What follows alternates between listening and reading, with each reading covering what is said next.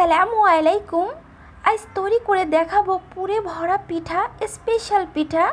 যদি কোনো পিঠা খেতে মন না চাই তো আপনারা এভাবে কিন্তু পিঠা তৈরি করে ফেলতে পারেন খুব সহজভাবে, ঝটপট। আমি যেভাবে তৈরি করেছি, আর এই পিঠা একবার তৈরি করলে বারবার কিন্তু খেতে মন চাইবে।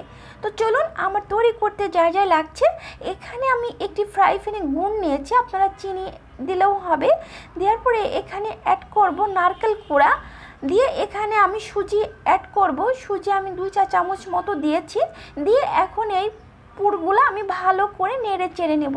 আর এখানে আমি সামান্য একটু পানি অ্যাড করে দিচ্ছি।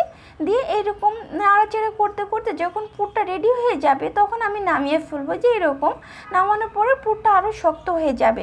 আবার এদিকেই একটি ফ্রাই প্যানে আমি হাফ কাপ পানি নিয়েছি এবং স্বাদ মতো লবণ দিয়ে এইখানে আমি সুজি অ্যাড করে দেব। সুজি দিয়ে এখানে নেড়ে চেড়ে ঢাকনাটা দিয়ে ঢেকে রেখে দেব সিদ্ধ হওয়া পর্যন্ত।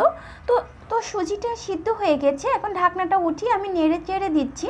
তো এর মধ্যে আমি সামান্য রান্নার রেগুলার তেল অ্যাড করব, আপনারা এখানে ঘি বা বাটার অ্যাড করলেও হবে। এখন নেড়ে চেড়ে আমি এরকম একটা ডো তৈরি করেছি, এখন নামিয়ে ফেলবো।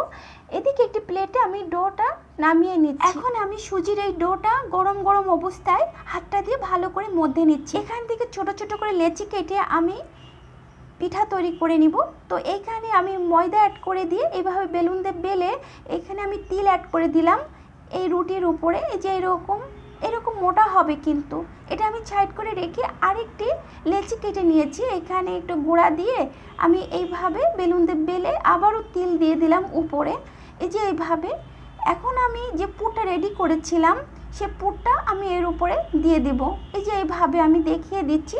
পুরটা দিয়ে আমি এই পাশে রুটিটা ছিল করে দিচ্ছি। এইভাবে আমি এরকম একটি কেকের মোল্ড নিয়েছি, আপনারা যে কোনো কুকি কাটার নিলেও হবে। তো আমি এভাবে কেটে এইভাবে একটু ঝাঁকে দিয়ে আমি পিঠাগুলো এরকম বের করে নিচ্ছি। এরকম সব পিঠাগুলো আমি তৈরি করে নেব। আর এদিকে পর্যাপ্ত পরিমাণে আমি ফ্রাই প্যানে তেল নিয়েছি, রান্নার রেগুলার তেল নিয়ে পিঠাগুলো ভেজে নেব।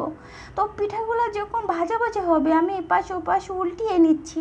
তো পিঠাগুলো আমার ভাজা ভাজা হয়ে গেছে। এখন আমি একটি কিচেন টিস্যুর উপরে এই পিঠা তুলে দেখাচ্ছি, যাতে এক্সট্রা তেল থাকে সেটা টেনে নেয়। এ দেখেন কত সুন্দর হয়েছে পিঠাগুলো। আমি সব পিঠাগুলো এইভাবে তুলে নিচ্ছি। আর এই পিঠা তুলে নেওয়ার পরে আমি দেখিয়ে দিচ্ছি, দেখেন পিঠাগুলো কতটা উপরটা ক্রিস্পি হয়েছে আর কতটা পুরে ভরা আমার এই পিঠা, সুজির পিঠা। আশা করি আমার এই পিঠার রেসিপি আপনাদের ভালো লাগবে। স্পেশাল এই পিঠা, একটি পিঠা আপনাদের ভেঙে দেখালাম। আশা করি আমার এই পিঠার রেসিপি আপনাদের ভালো লাগবে। আল্লাহ হাফেজ, আসসালামু আলাইকুম।